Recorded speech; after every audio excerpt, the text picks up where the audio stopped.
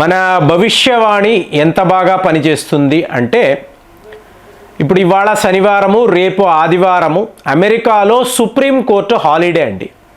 మొన్న క్రిస్మస్ సెలవులు. So Monday కానీ ట్యూస్డే కానీ ఒక అతిపెద్ద తీర్పు రాబోతుంది.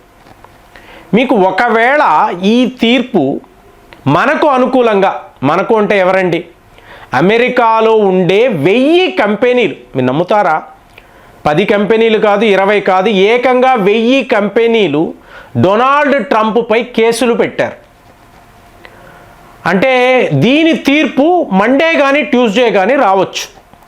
ఒకవేళ ఈ 1000 కంపెనీలకు అనుకూలంగా ఈ తీర్పు వచ్చింది అనుకోండి, లోయర్ కోర్ట్స్లో చాలా పెద్ద లెవెల్లో వాదోపవాదాలు జరిగాయి.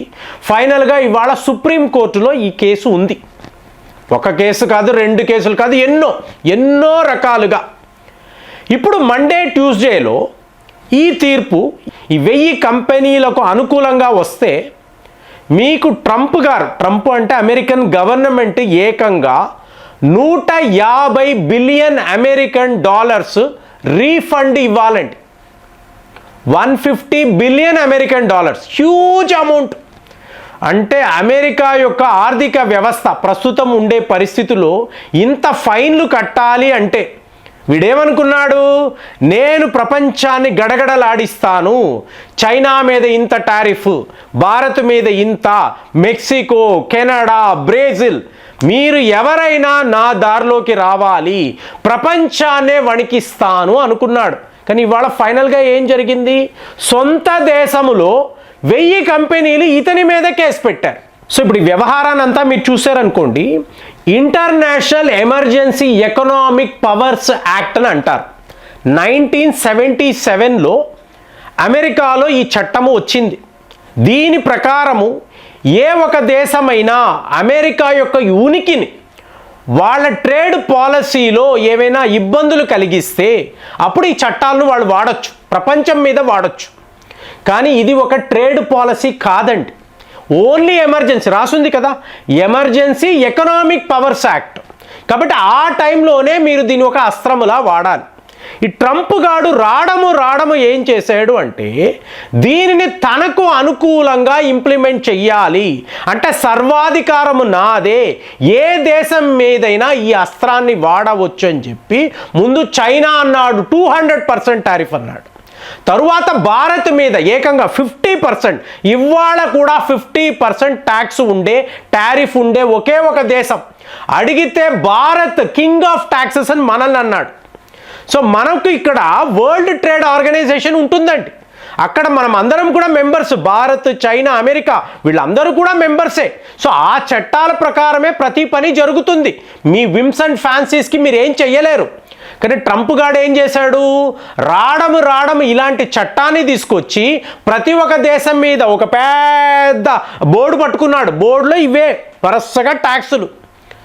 ఇప్పుడు సరే, ఈ దేశాలంతా భయపడ్డారు, బాబోయ్ అనుకున్నారు, మెక్సికో వాళ్ళు, కెనడా వాళ్ళు దారిలోకి వచ్చారు. సో ఇవన్నీ అందరూ అనుకున్నారు. కానీ ఇక్కడ మీరు చూడాల్సింది ఏంటంటే దిగ్గజ సంస్థలు, ఇప్పుడు గోప్రో అని అంటారండి. మీకు ఎలక్ట్రానిక్ గూడ్స్లో ఈ కెమెరాలు అన్నప్పుడు గోప్రో అనబడే కంపెనీ చాలా పెద్దది. మీకు గోప్రో అనేది మీకు మీడియాలో ఉన్న వాళ్ళు ఎవరిని అడిగినా చెప్తారు. ఇప్పుడు వాళ్ళు భారత్కి ఇలాగ సప్లై చేయాలి, లేదా పరికరాలు భారత్ నుంచి రావాలి. మనం ఏం చెప్తున్నాము, నేను రూపాయి కూడా పెంచలేదురా, గోప్రో నీకు ఎంత కావాలో, ఏం అడుగుతున్నావో అదే ధరకే నీకు ఇస్తున్నాను. కానీ వాడు ఏం చేశాడు, 50% టారిఫ్ అన్నాడు. మరి దీన్ని యాడ్ చేసుకో. ఇప్పుడు మీరు ఒక మంచి షర్ట్ కొనుక్కోవాలండి, $5 మీ బడ్జెట్ ఉంది, మీరు వెళ్ళారు, మేము ధరలు పెంచలేదండి, కానీ ట్యాక్స్ రూపేనా ఇంకొక $2.5 పెరిగింది అంటే మీరు ఎలా ఒప్పుకుంటారు? అంటే $7.5కి ఒక షర్టు కొనుక్కోవాలి అంటే ఎలా కుదురుతుంది? ఇప్పుడు అమెరికాలో గుడ్లు, ఎగ్స్ బాగా కొంటారండి, మెక్సికో నుంచి, బ్రెజిల్ నుంచి, టర్కీ నుంచి వస్తాయి, అవునా? సడన్గా వాళ్ళ మీద ట్యాక్స్ అని చెప్పి సూపర్ మార్కెట్కి వెళ్తే ధరలు డబల్ అయ్యాయి అనుకోండి. ఇంకొక విచిత్రం చెప్పమంటారా, ఒక స్టేజ్లో ఈ గుడ్ల ధరలంతా పడిపోయాయి. ఎందుకు పడిపోయాయి అంటే ఏవియన్ ఫ్లూ అని అంటారు, బర్డ్ ఫ్లూ లాగే ఏవియన్ ఫ్లూని అమెరికాలో విపరీతంగా వైరస్ స్ప్రెడ్ అయింది. ఎలా వస్తుంది? మీరు ఎగ్స్ తింటే వస్తుంది. సో వెంటనే ప్రజలు ఎగ్స్ తినడం మానేశారు, ధరలు పడిపోయాయి. చూసారా, నేను తీసుకున్న నిర్ణయం వల్లే గుడ్ల ధరలంతా పడిపోయాయని స్టేట్మెంట్ ఇస్తున్నాడు. అంటే ఎలాంటి ఒక మూర్ఖుడు చూడండి. సో ప్రతిదీ ప్రపంచంలో ఏం జరిగినా నా వల్లే, మీ మీ మీ మీ ఇదే వీళ్ళు ట్విట్టర్లో రాస్తారు. ఎవరు? డెమోక్రటిక్ పార్టీ వాళ్ళు. ఈ ప్రపంచంలో ఉన్నది ఒక మీ, ఆ మీ ట్రంప్ గాడే. సో ఇప్పుడు ఏమైంది? మీకు ఈ 1000 కంపెనీలు కూడా ఇలాగ ఇప్పుడు గుడ్ ఇయర్ అంటారు. గుడ్ ఇయర్ అనేది ఒక మంచి మీకు టైర్లు తయారు చేసే కంపెనీ. ఇప్పుడు వాళ్ళకి ఇబ్బంది అయిపోయింది. ఇలాగ మీకు వరల్డ్ వైడ్ ఎవరైతే వ్యాపారాలు చేసుకుంటున్నారో, ఒక సూపర్ మార్కెట్ అండి, భారత్ నుంచి మీకు అతి నాణ్యమైన మీకు బియ్యం వస్తుంది. ఇప్పుడు ఈ బియ్యము మీకు 2 రెట్లు ఎక్కువ అనుకోండి. ఇప్పుడు ఏం చేస్తారు? ఇప్పుడు వాడు ఏమంటాడు అంటే, మీకు అన్నం ఎవరు తింటారండి? ఈ భారతీయులే కదా తింటారు, వాళ్ళు ఏలియన్స్ కదా, వాళ్ళు అమెరికన్స్ కాదు, బతుకు తెరువు కోసం ఈ దేశానికి వచ్చిన ఏలియన్స్. సో ఇప్పుడు వాళ్ళ ప్రాబ్లం అది. ఇప్పుడు అన్నము తినాలి అంటే వాళ్ళు బియ్యం కొనుక్కుంటారు, ధరలు పెరిగే, అది వాళ్ళ ప్రాబ్లం, మనది కాదు అంటాడు. అంటే మీకు అక్కడ ఎలక్షన్స్లో భారతీయులు ఎన్నెన్ని ఓట్లు వేస్తారండి, మన ఓటు బ్యాంక్ ఏంటి, ఇదంతా లేదు.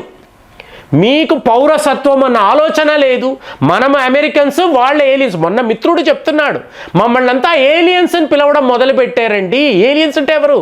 గ్రహాంతర వాసులు, వేరే గ్రహాల నుంచి వచ్చేవాళ్ళు. అంటే ఆ అరగెన్స్ అనేది ఏ స్థాయిలో ఉంది అంటే, మేము అమెరికన్స్, మీరందరూ గ్రహాంతర వాసులు.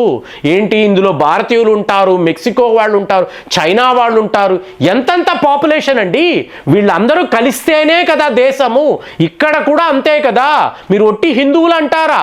ముస్లింలు 20 కోట్ల మంది ఉంటారు, క్రైస్తవులు ఉంటారు, బౌద్ధ మతానికి చెందిన వాళ్ళు ఉంటారు, సిక్కులు ఉంటారు, ఎన్నెన్ని మతాలు. వాళ్ళందరూ కలిస్తే కదా దేశము. ఇక్కడ మేమే అంటే కుదరదు. కానీ ఈరోజు అలాంటి ఒక రేసిస్ట్ పాలసీని ఇతను అమెరికాలో ప్రవేశపెట్టాడు. సో పెట్టడము ఈ కంపెనీలంతా విపరీతమైన నష్టాలు. ఇంపోర్ట్ ట్యాక్సెస్ అంటారండి. సరే, బియ్యము కొనే తీరాలి అని ఒక కంపెనీ అనుకుంది. ఇంపోర్ట్ చేసేటప్పటికి నేను చెప్తున్నా కదా, 1000 రూపాయలు అనేది 1500 అన్నారు అనుకోండి, ఎలా కుదురుతుంది? సో మొత్తానికి తెచ్చుకున్నారు, అమ్మేరు. మరి ఈ నష్టాన్ని ఎవరు భర్తీ చేస్తారు? రేపు సుప్రీంకోర్టు డొనాల్డ్ ట్రంప్కి వ్యతిరేకంగా వాళ్ళు తీర్పుని ఇచ్చారు. నువ్వు చేసింది పూర్తిగా ఇల్లీగల్.